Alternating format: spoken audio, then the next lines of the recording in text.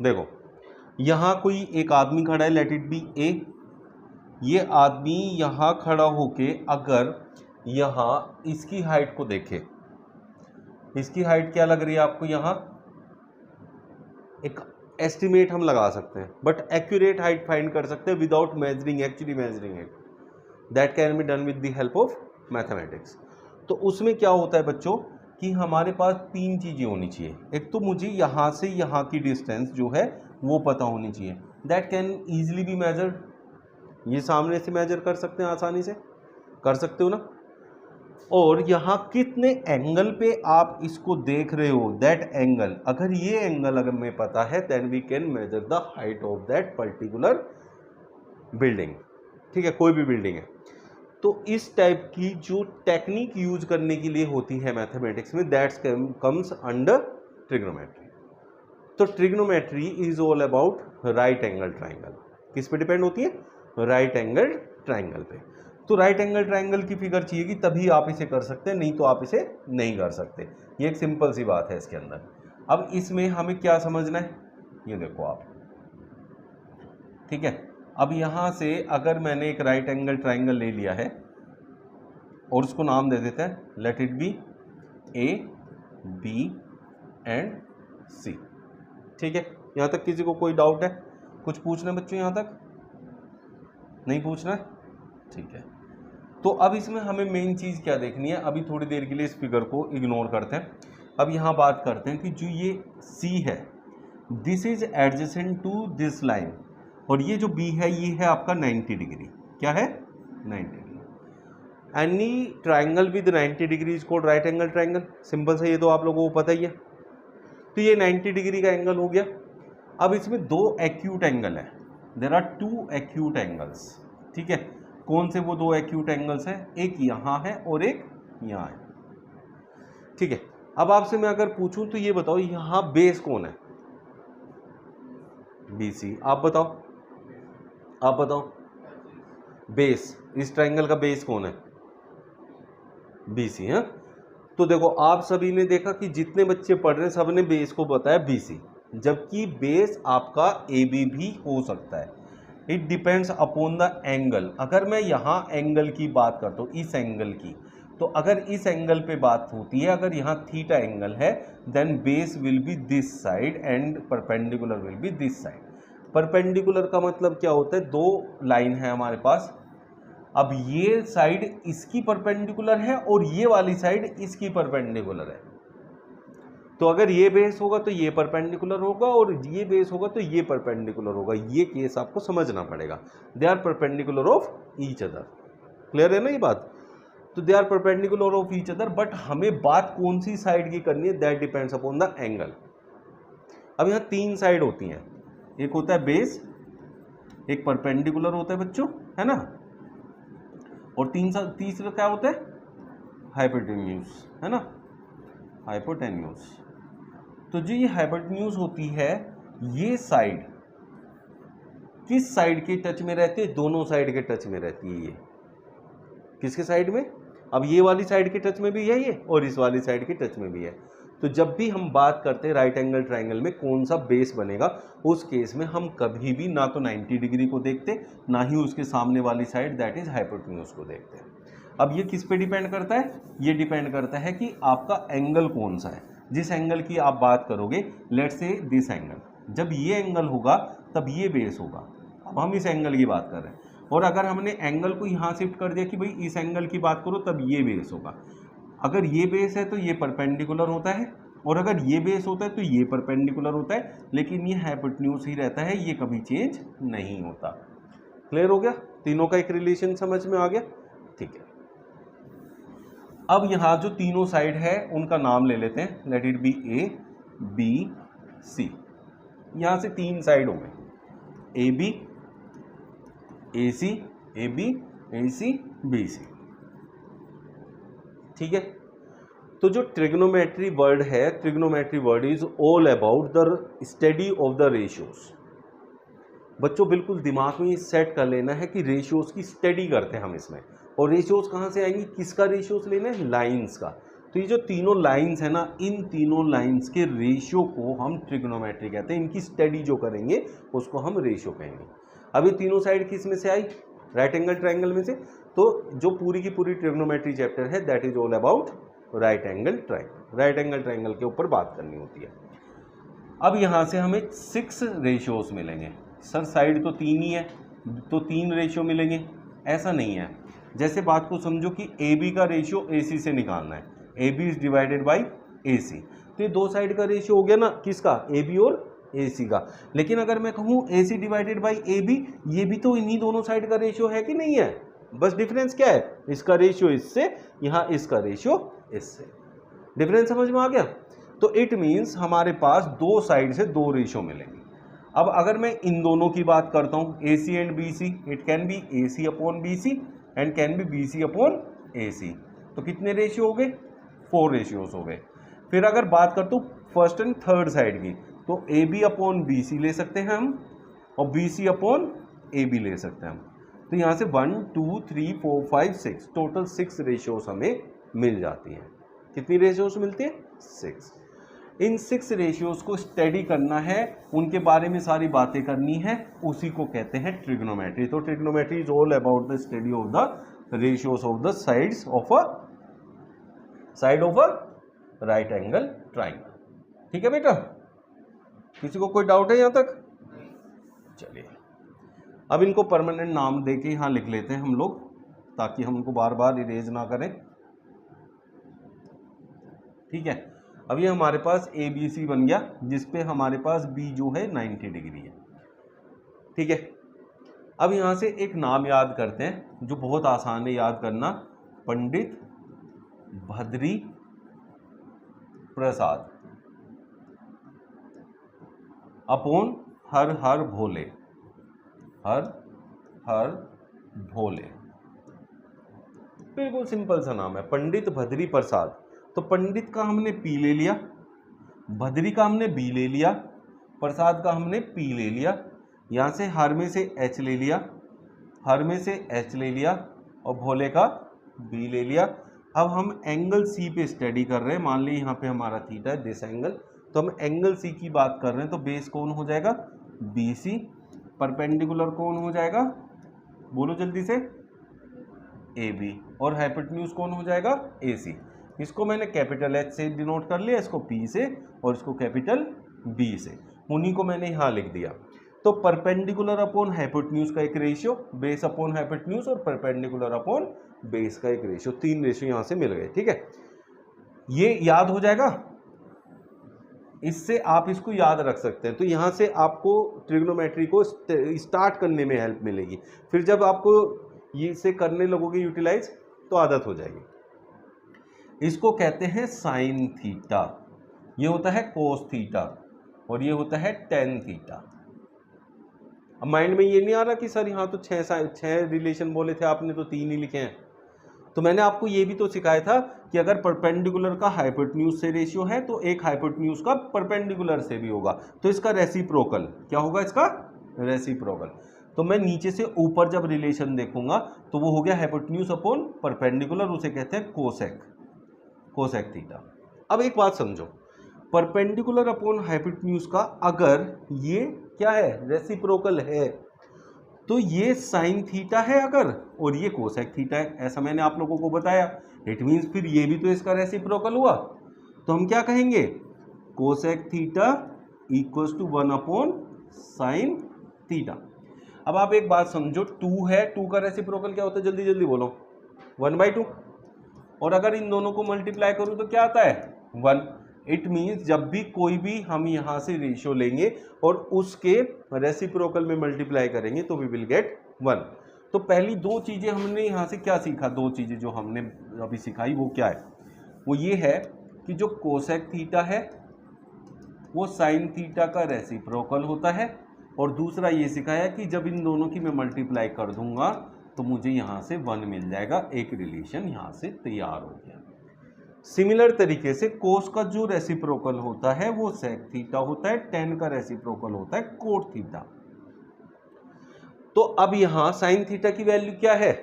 What is sine theta? इस side में sine theta है perpendicular upon hypotenuse. Cos theta क्या है? इस साइड में है बेस अपॉन हाइपोटेन्यूज।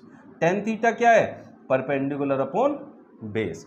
जबकि कोसेक थीटा यहां से यहां hypotenuse upon perpendicular, sec theta हो गया हाइपोटेन्यूज अपॉन बेस, और कोट थीटा हो गया बेस अपॉन परपेंडिकुलर।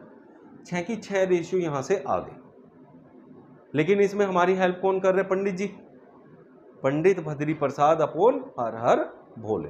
तो जब तक आपको याद नहीं होते साइन का क्या रेशियो होता है, कोस का क्या, टेन का, मतलब जब तक आपको इनके रेशियो याद नहीं होते तब तक पंडित जी का सहारा लो और अपने काम करो। समझ में आ गया कुछ? ठीक है ना? चलो अब बेटा इसमें ना अब यहां बात करते हैं।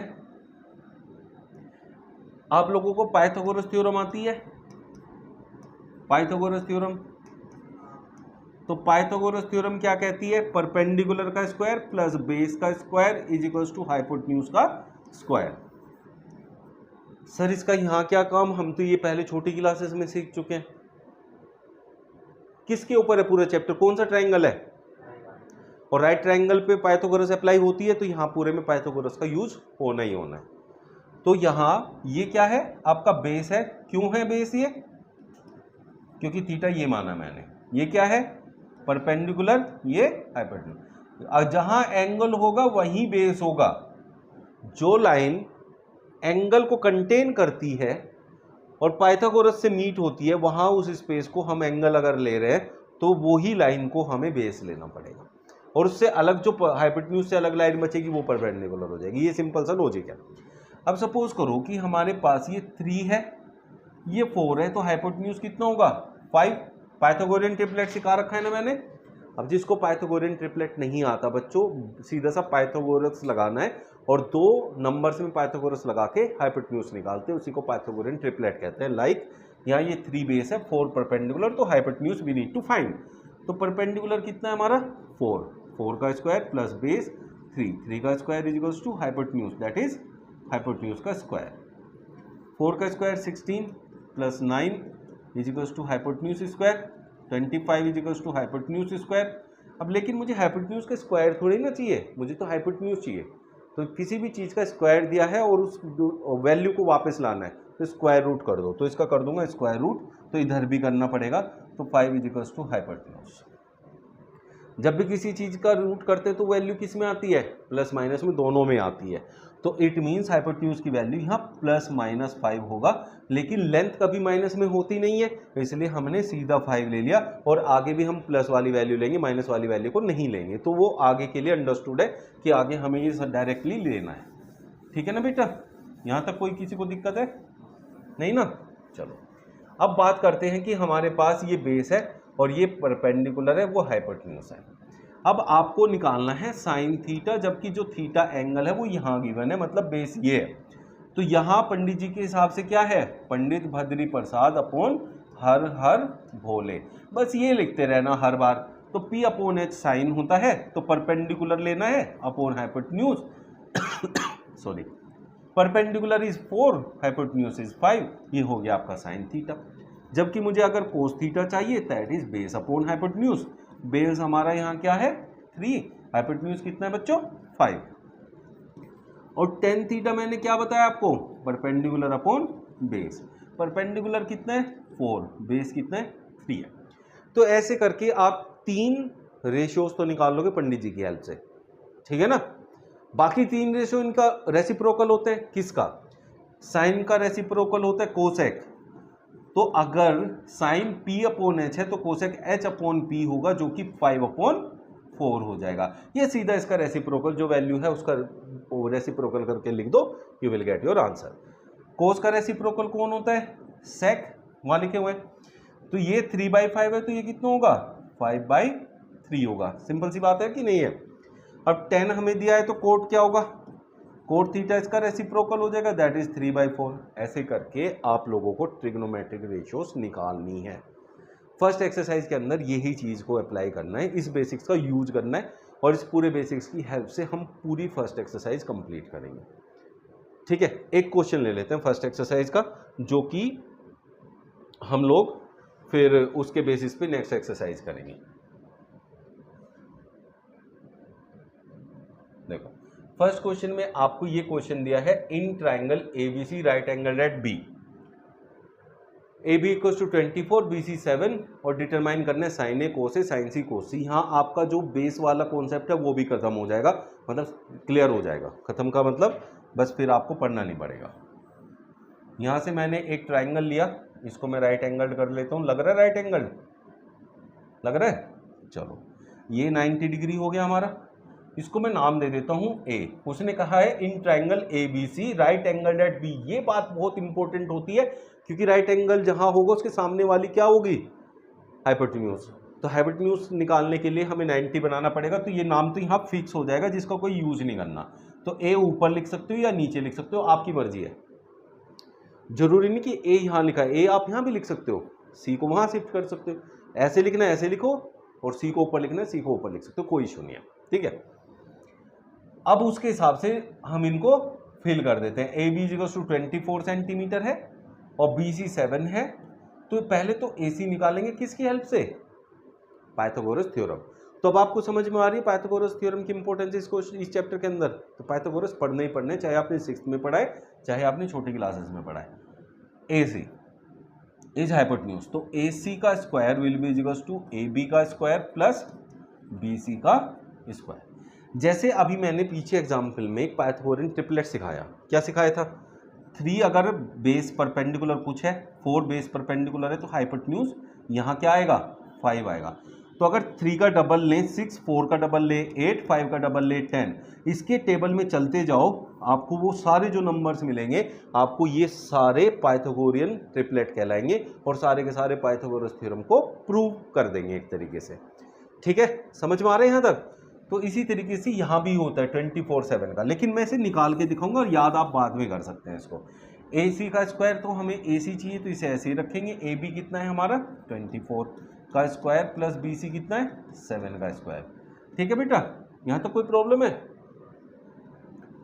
AC का स्क्वायर, अब 24 का मुझे चाहिए स्क्वायर, तो 4 4 जा 16, 4 2 जा 8 2 जा 16, 117, 2 2 जा 4 एंड 1 5 76 हो जाएगा, और ये हो गया 49। ठीक है, तो AC का जो स्क्वायर है दैट विल बी 625।